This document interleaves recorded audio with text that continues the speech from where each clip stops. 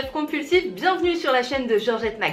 Bon, je pense que ça fait un petit moment que vous avez remarqué que je n'étais plus présente le week-end depuis quelques semaines. Et effectivement, en fait, après en avoir parlé avec Amélie, la directrice, on a décidé qu'on allait complètement changer de sujet puisque vous n'êtes pas sans savoir, l'année dernière je vous ai proposé toutes sortes de DIY au fur et à mesure des mois et cette fois-ci je vous reviens pour une nouvelle saison où nous allons réviser ensemble la théorie des galops. Pour cette première vidéo, j'ai choisi une théorie niveau galop 2 et nous allons tout simplement parler des aides.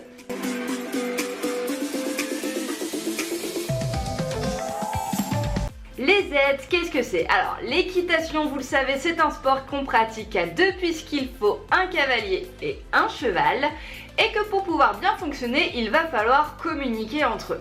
Pour communiquer, eh bien, nous allons utiliser les aides et nous allons les classer dans deux catégories puisqu'on retrouve les aides naturelles qui sont propres au cavalier mais également les aides artificielles qui viendront complémenter ces fameuses aides naturelles. On va commencer par les aides naturelles. Donc en soi, c'est comme son nom l'indique, tout ce que va utiliser naturellement le cavalier, c'est-à-dire la voix. Allez, ouais, ça c'est bien. Ça va être également son assiette, donc je rappelle l'équilibre du cavalier mais également les mouvements de son corps pour pouvoir mettre en avant le cheval, le ralentir, etc. Ça va être également la pression qu'il va mettre dans ses jambes, toujours dans le but de le faire avancer mais également de le ralentir un petit peu ou tout simplement de venir le comprimer en dressage ou à l'abord de ses obstacles. On va également pouvoir placer les mains, puisque oui, ce sont les mains qui sont en contact avec les rênes et donc la bouche de votre cheval pour pouvoir lui demander de tourner, pour pouvoir lui demander de ralentir ou alors au contraire essayer de relâcher ses rênes pour une action bénéfique de réconfort ou pour lui demander d'accélérer un petit peu.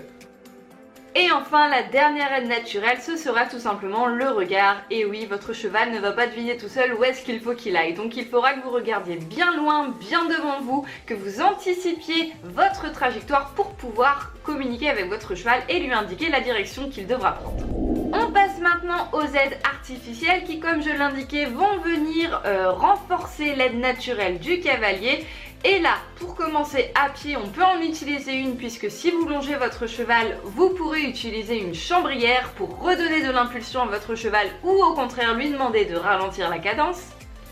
Une fois qu'on passe à cheval, vous pouvez également utiliser une cravache ou alors un stick, histoire de réveiller un petit peu le cheval ou simplement psychologiquement le fait d'avoir la cravache en main, des fois ils savent qu'attention, il faut qu'ils répondent quand même aux jambes.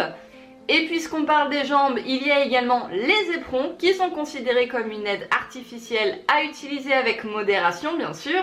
Et enfin, en dernier point, on retrouve tout ce qui va être enrainement. Donc enrainement à pied, la longe comme le pessoa, les élastiques, etc.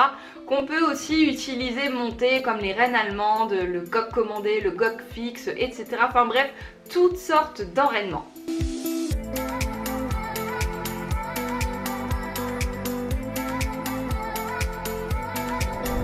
Et voilà tout le monde, j'espère que maintenant les aides, vous y voyez un petit peu plus clair, vous saurez les répertorier dans deux catégories et que vous obtiendrez un 5 sur 5 si vous passez votre galop 2 d'ici quelques temps.